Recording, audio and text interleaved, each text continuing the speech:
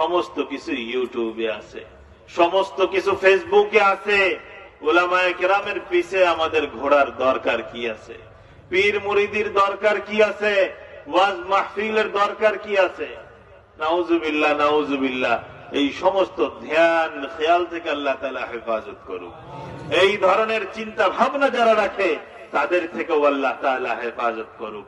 শুনে রাখেন, মুমিন বান্দারে দেখতে নরম হইতে পারে, কিন্তু তাদের হাত ভেঙে দেওয়া কিন্তু এত সহজ না।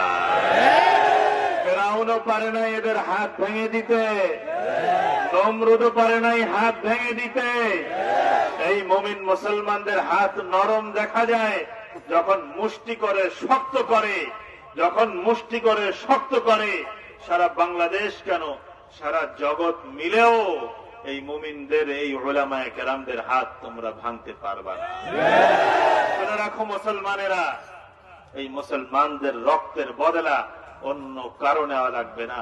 এই মুসলমানদের রক্তের ফোঁটা যদি এই জমিনে পড়ে, স্বয়ং রব্বুল আলামিন এই রক্তের বদলা নিবেন।